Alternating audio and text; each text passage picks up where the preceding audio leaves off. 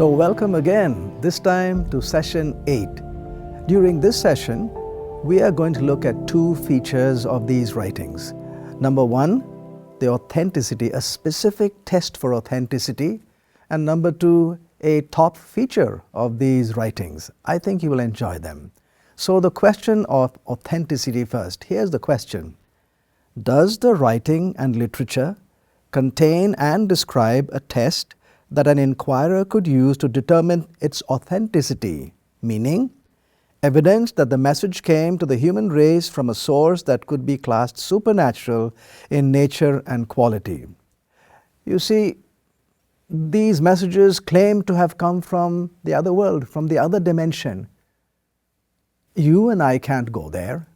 We've never been there. So how do we know these messages came from there, from the other supernatural dimension?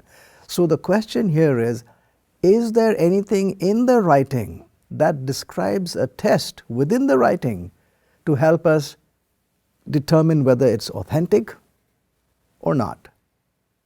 We will look carefully at whatever the claims are. So let's look at the literature in terms of its authenticity or whether it gave us an authentic test.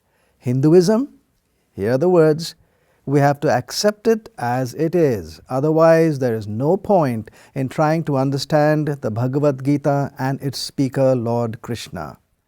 In other words, the Hindu literature do not describe a test within the literature. It's there for you to take, or if you don't like it, discard. Check it out with your own ideas, but there is no real test that is described there. How about Buddhism? Genuine realization of the emptiness of the phenomenon world is a direct intuition of the highest truth. Absolute truth is unconditional, undeterminate, and beyond thought and word. Did you notice the word intuition and the fact that it's beyond thought and word? So Buddhist literature also does not describe a test within the writings. So both Hinduism and Buddhism do not describe a test inside the writings. However, they do describe a test, and that is a test of experience. This is what they say. Go ahead and check it out in your experience. See how it pans out in real life, and then you will know how authentic these writings are. It's a good test, and actually quite a bold test. The problem with that test is that every other religion also has the same test. I have not found any religion or religious writing that says, just read it and you'll get to the destination. No, every writing describes a test which you are supposed to put into your life, experience, and then you will get to the next step and the next life. So Buddhism and Hinduism do not describe a test within the writings. How about Islam? We do have a test. It says, produce one chapter comparable to it, to the Quran. Call upon your idols to assist you if what you say is true.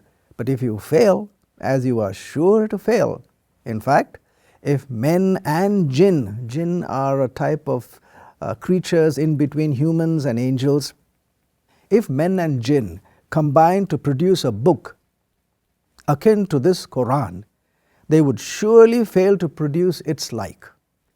Or even 10 chapters, and maybe even one chapter, it says in Surah 10 and Ayah 38.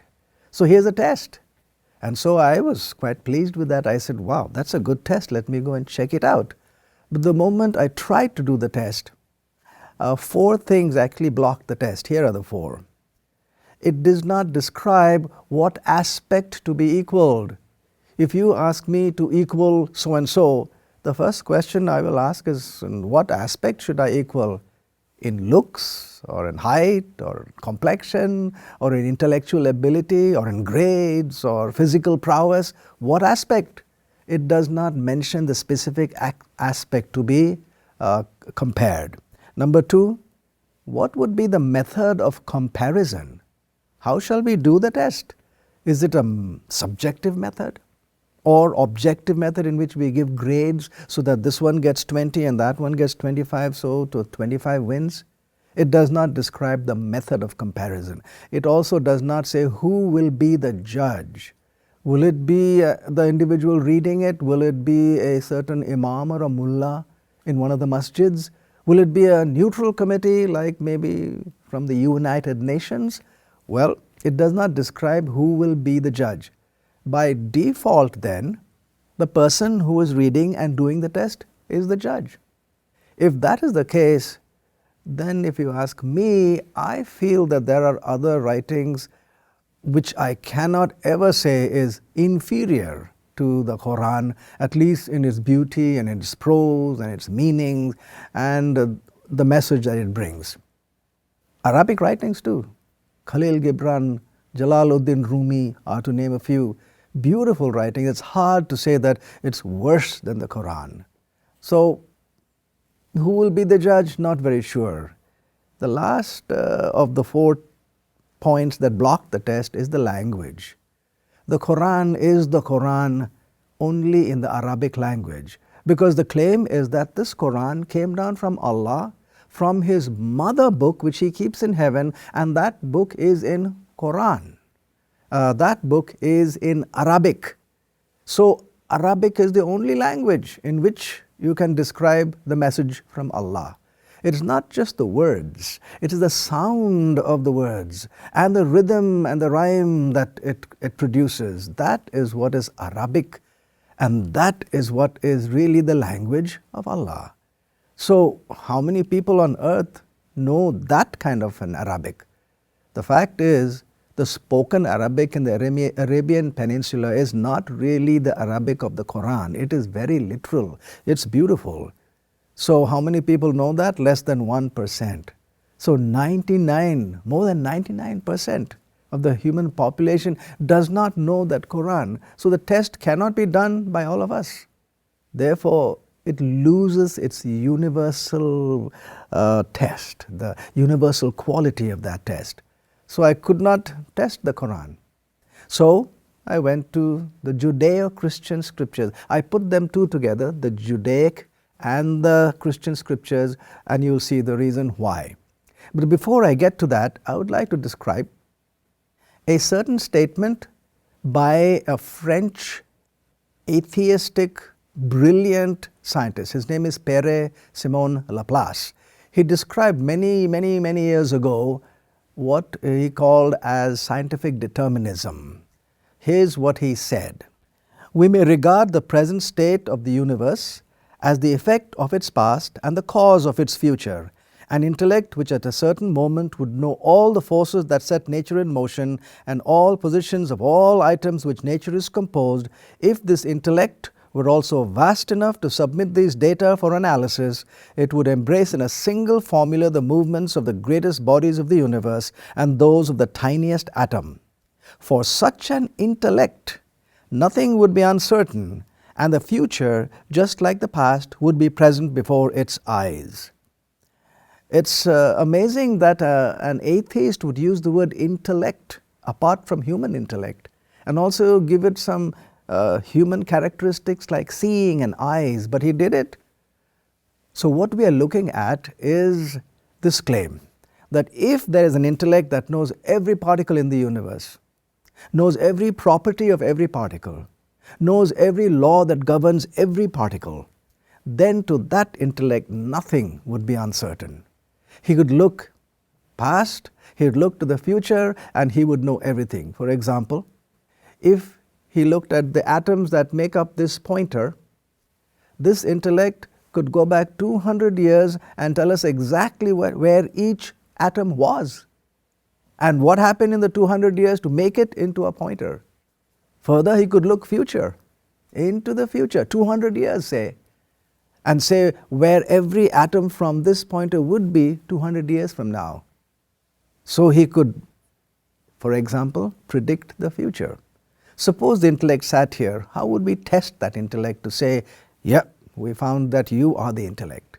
Well, one way would be to ask him or her, that intellect, tell us what will happen next week, and then maybe next month, and then maybe next year or 5 years from now or 10 or 50 years from now, and then keep a record and find out whether those predictions came true. And if all of them came true, well, then we might have identified that intellect. Do you know that that is the exact test that is found in the Judeo-Christian scriptures? Here's what it says: "Present your case, says the Lord, bring them forth, and show us what will happen. Declare to us things to come. Show the things that are to come hereafter, that we may know that you are gods." Isaiah used the word gods. We could easily put the word intellect, that we may know that you are that intellect. It's called predictive prophecy. But just any prophecy or any prediction is not really impressive as a predictive prophecy.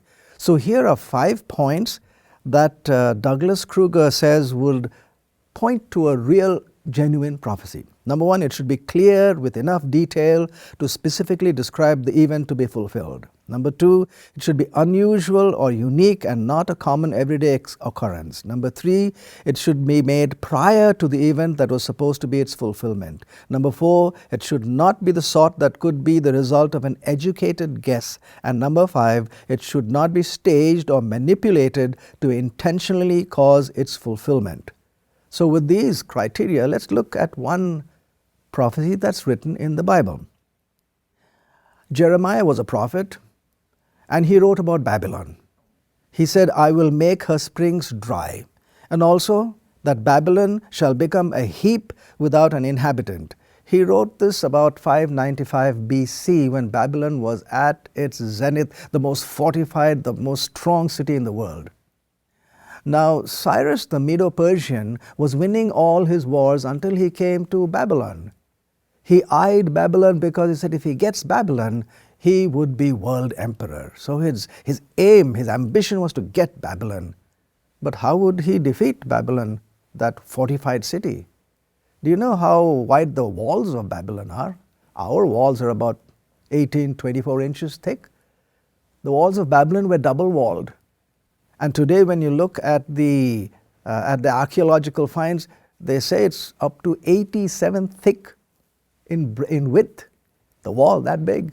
How can you break down that wall? How high did the wall go? Anywhere from 175 to 300 feet. So if you want to climb over the wall, you would have to get a ladder close to the wall. But you can't get a ladder close to the wall because it is surrounded by a moat. And the volume of the moat was equal to the volume of the wall. Well, the only way to win against such a fortified, strong, powerful city was to lay siege. But if you must lay siege, that means keep your soldiers at the gate and don't let anybody go in and out, because the food has to come from outside the city into the city for the people. And you just pay your soldiers to sit and watch the gate. And you must be extremely rich and have a lot of money in your coffers to pay your soldiers just to sit and watch. So it's hard to have a long drawn-out siege. 1 year, 1.5 years, maybe 2 years, 2.5 years maximum. Do you know why the people inside Babylon would laugh at anybody wanting to lay siege to it? Because in the storehouses in Babylon, there was enough food for every one of its inhabitants for a period of 20 years. Now, how are you going to beat that kind of a city? But it fell. You see, Babylon was situated on the river Euphrates. It ran from one end and out the other end of the city. It was the water supply of the city. Cyrus the Medo-Persian, according to Herodotus the historian, was looking for a way into the city. One day his horse, as he passed through one of the rivers, drowned in the river. He was so upset. It was the river Euphrates. He called his generals and he said, "This river killed my horse. I want this river dry." So do you know what the generals and the soldiers did? They actually got together and dug anywhere from 80 to 300 canals, aqueducts, paralleling the river Euphrates and drained it. What happened? It was drained. Cyrus saw his way into the city on the river bed. And Babylon fell in one night without a single drop of bloodshed. Wow. After that, Babylon gradually deteriorated until today it's just a heap of ruins. Here's what Smithsonian says. Few words evoke as many images of ancient decadence, glory, and prophetic doom as does Babylon. Yet the actual place 50 miles south of Baghdad is flat, hot, deserted, and dusty. That's amazing. You don't have to be a believer. Just get a ticket to Baghdad and you can see the ruins even today. So did the prophecy come true? Her springs were dry. That was the prophecy. And even today it's a heap of rubble. Nobody lives there at all. 2,500 years and that prophecy still stands. How about another one? The description of where somebody would be born. The town was named Bethlehem. The fulfillment is described in the New Testament, Bethlehem. The prophetic date was 500 BC and it occurred in 4 BC, more than 500 years. How about yet another prophecy? Psalms, which was written 1,000 years before Jesus, says, "As for my thirst, they gave me vinegar to drink." And the story in the New Testament says about Jesus, he said, "I thirst," and they filled a sponge with sour wine and put it to his mouth. Same as vinegar. 1,000 years earlier? Scholars report that they have identified 600 prophecies in the Judeo-Christian scriptures. 322 refer to a single individual, Jesus the Christ. 24 of them were fulfilled over just one weekend, the last weekend of his life. Now, how many would impress you? I had thought when I looked at that in the beginning, 10 or 12 would be more than enough, but look at how many there are. Look at the statistics. Peter Stoner considers 48 prophecies and reports. We find the chance that any one man fulfilled all 48 prophecies to be one chance in 10 to the power of 157. That is a really large number. We saw earlier that the total amount of chance this universe provides is 10 to the power of 122. So if the total number of chances provided by the entire universe since its inception is 10 to the power of 122, and we require 10 to the power of 157 chances to have this done, 48 in just one individual, it would require a series of 10 to the power of 35 consecutive universes, one followed by 35 zeros, that many universes to have this deal and this event actually take place by itself. Therefore, the prophecies were real, not by chance. Look at this statement. Two statements, one by Pierre-Simon Laplace and the second by a respected believer, Ellen G. White, who is acknowledged as the most prolific non-science writer in American history. Look at the words, the highlighted words. "For such an intellect," says Pierre-Simon Laplace, "nothing would be uncertain. The future, just like the past, would be present before its eyes."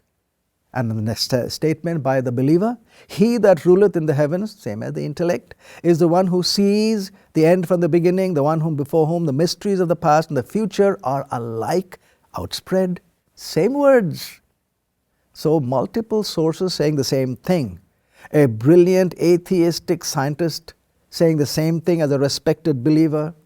The words are found in an ancient sacred literature and is verifiable by today's present-day secular history.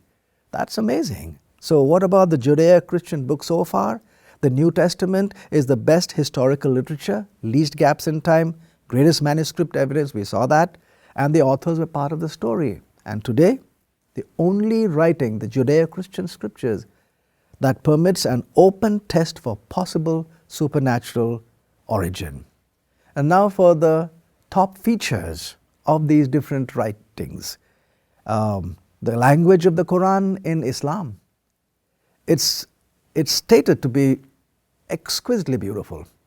The prose and the rhythm and the way it expresses its truths. When they listen to it, they feel enveloped in a divine dimension of sound. One day, Umar al-Khattab was so upset with Muhammad that he took his sword and he wanted to kill him, because he thought he was bringing heresy to the town. Before he went there, somebody asked him to go back home, and when he went back home, there he found the Quran being read in his own house. He was so upset and angry that he physically and forcefully chased them out. They ran helter-skelter, leaving the Quran on the floor. He picked it up and he read the 20th chapter to which it was open. And he read it carefully, and this is what he said. "How fine and noble is this speech," he said wonderingly, and this Muslim was felled, brought to his knees by the beauty of the Quran, which reached through his passionate hatred and prejudice to an inner receptivity that he had not been aware of. He put the sword back in its sheath, walked down the streets to Muhammad, declared that he was now a converted Muslim on the spot within the hour because of the beauty of the Quran. Did you say wow to that? I hope you did. Because in the Quran, Muhammad is often called the Ummi prophet, the unlettered prophet. They say he was not so literate, he could not read and write prolifically. So, the language of the Quran, absolutely exquisitely beautiful, possibly supernatural. How about Hinduism? One of the top features is its deep philosophy. This is what National Geographic said. Hindu sages gave to mankind one of the most sophisticated systems of philosophy ever devised. It contains a blend of religion, ethics, civil codes, medicine, mathematics, astronomy, and other natural sciences. Do you know, they wrote this long ago, thousands of years ago. But here's some details. For example, they describe a unit of time, it's called kalpa. It's 4.5 billion years, one unit. Huge, long. There's another unit of time on the other side called the kashta. That unit of time is bidi. It's 100 millionth of a second. How would they calculate and how would they gauge such times thousands of years ago? We don't know. But it's absolutely amazing that thousands of years ago this literature would write such detail and such deep philosophy and put them all together as the writings show today. Amazing Hindu philosophy and information, amazing, deep and brilliant. Buddhism, there are three factors: vast, detailed and mysterious. Let's look at all of them. The Pali canon. Pali is a language. It fills 45 huge volumes. The Chinese scripture consists of 100 volumes of 1,000 closely printed pages each, while the Tibetan extends to 325 volumes. The Buddhist literature is easily the most vast literature in the religious world today. Hundreds of thousands of pages, and half of them have never been translated yet. What about detail? Look at this. The Lord's body had 32 marks of a Superman, adorned with the 80 subsidiary characteristics. He was endowed with the 18 special dharmas of a Buddha, mighty with the 10 powers of a Tathagata, and in possession of the 4 grounds of self-confidence. Detailed. The monks were subject to 250 rules known as Pratimoksha rules. How about one of their prayers? May I be freed at all times from the 4 states of woe, the 3 scourges, the 8 wrong circumstances, the 5 enemies, the 4 deficiencies, the 5 misfortunes, and quickly attain the path. Detail. How about mysteriousness? The bulk of this literature is couched in deliberately mysterious language which would convey nothing to the average reader. Here's one. Suchness, reality, is neither that which is existence nor that which is non-existence, neither that which is at once existence and non-existence, nor that which is not at once existence and non-existence. It is neither that which is unity nor that which is plurality, neither that which is at once unity and plurality, nor that which is not at once unity and plurality. Did you really understand? It's really hard. How about another one? The realization that undifferentiated emptiness is the sole absolute truth. Nirvana is therefore that mental state in which one realizes that all things are really non-existent. You're not supposed to understand it because it is mysterious. You're supposed to use your intuition to understand it. So Buddhism, amazing, awesome, mysterious in its vastness, detail, and the mysteriousness of it. And of course, we can say it is possibly then supernatural. How about the Judeo-Christian writing? We put them together because of this. This is a complex book consisting of 66 individual books written by about 40 human authors over a period of 14 to 1500 years. The spectrum of authors defies any coherent classification, for there were kings, military generals, peasants, philosophers, fishermen, tax collectors, poets, musicians, statesmen, scholars, and shepherds and farmers. But here's one thing that we find. There are attesting cross-references between authors of the Old Testament. For example, I, says Jeremiah, I, Daniel, understood by the books the number of the years specified by the word of the Lord through Jeremiah. Between authors of the New Testament, Peter says, also our beloved brother Paul, according to the wisdom given him, has written to you. Between authors in the New Testament and the Old Testament. So all this was done that it might be fulfilled, which was spoken by the Lord through the prophet Isaiah. These are the words of Matthew. So each of them is saying, the Lord gave me my message, and this Lord also gave him his message 500 here, 400 years ago. So this Lord was the source throughout the writing of the Bible. Therefore, this source had to live then at least 14 to 1500 years, because that's how long it took to take the writing, to do the writing of the whole book. Therefore, this is humanly impossible to live for 1400 years. The most anyone lives today is about 120 years or so. So all the top features are amazing and highly impressive. They all get excellent marks. So when we review, here what we find. The New Testament is by far the best attested ancient historical piece of literature in the world. Number 2, the Bible is the only writing to possess an open test for possible divine origin. And number 3, the cross-referencing by multiple authors points to a possible supernatural feature. Could these point to a red marble? If you have enjoyed this presentation with Dr. Subodh Pandit and wish to watch more of this unique 13-part series for free online, visit the website godfactorfiction.com. That's godfactorfiction.com. If you would like to order this fascinating series on DVD, it is now available from Whitehorse Media. To order from within the U.S., call 1-800-782-4253. Dr. Subodh Pandit has written 2 eye-opening books entitled Come Search With Me, Does God Really Exist? And Come Search With Me, The Weight of Evidence, which further explore the topics of evolution, theism, atheism, and religion. To order these books from within the U.S., call 1-800-782-4253. If you live outside the U.S., you may also easily order them on Amazon.com.